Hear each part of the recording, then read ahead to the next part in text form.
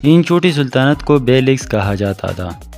ان میں سے ایک پر عثمان بے کی حکومت تھی جو سلطنت عثمانیہ کا پہلا بانی بھی تھا۔ یہ خیال کیا جاتا ہے کہ عثمان کی ابتدائی پیروکار ترک قبائلی گروہوں اور بازنطینی باغیوں دونوں پر مشتمل تھے، لیکن تمام مسلمانوں کو یہ یقینی طور پر معلوم نہیں ہے کہ اس بیلک نے اس خطے پر کیسے غلبہ حاصل کرنا شروع کیا۔ لیکن ایک بات یقینی تھی کہ بازنطینی سلطنت بہت کمزور تھی اور نئی عثمانی سلطنت یورپ میں پھیل گئی۔ انہوں نے 1400 عیسوی تک خطے کے عدم استحکام سے فائدہ اٹھایا، مقامی رہنماؤں کو شکست دی اور عثمانیوں نے بلقانہ اور مغربی اناطولیہ کے بیشتری حصوں پر کنٹرول رکھنے والی ایک حقیقی طاقت بن گئی تھی۔ 1453 میں قسطنطنیہ کا سقوط اور رومی سلطنت کے آخری آثار کے خاتمے نے ان کی طاقت کو مضبوط کر دیا۔ اگلی صدیوں تک ان کے سلطانوں کے دور میں سلطنت مزید پھیل گئی اور 16ویں اور 17ویں صدی میں اپنے عروج پر پہنچ گئی۔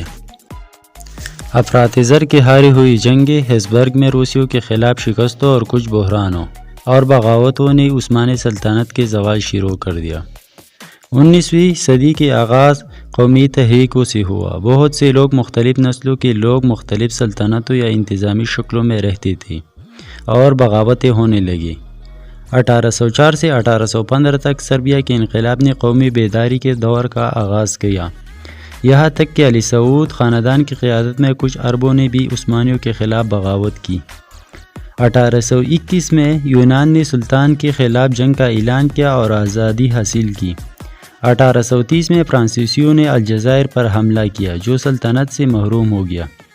1831 میں محمد علی نے بغاوت کی اور اپنے آپ کو سلطان بنانے کے مقصد سے خانہ جنگی شروع کر دی۔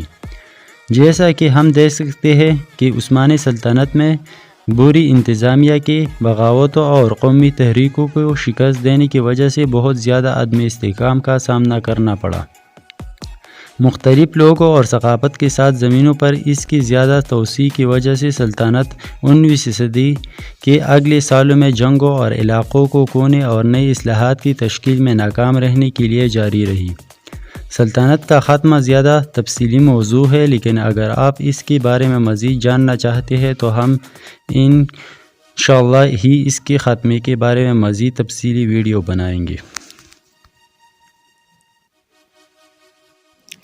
پہلے جنگ عظیم کے آغاز پر سلطنت عثمانیہ اپنے آخری ایام گن رہی تھی۔ سلطنت عثمانیہ نے سینٹرل پاور کا ساتھ دیا اور ان کو شکست ہوئی، سلطنت گر گئی اور ان کے بہت سے علاقے یونان، اٹلی اور فرانس کے قبضے میں چلے گئے۔ اس وجہ سے ترکوں نے قومی تحریک کا آغاز کیا جو مصطفیٰ کمال کی قیادت میں ترکی کی جنگ آزادی کے نام سے جانی جاتی ہے۔ 18 ستمبر 1922 تک قابض فوجوں کو نکال دیا گیا۔ 1 نومبر کو نئی قائم ہونے والی پارلیمنٹ نے باضابطہ طور پر سلطنت کو ختم کر دیا، جس کے بعد 623 سالہ عثمانی سلطنت کا دور ختم ہوا۔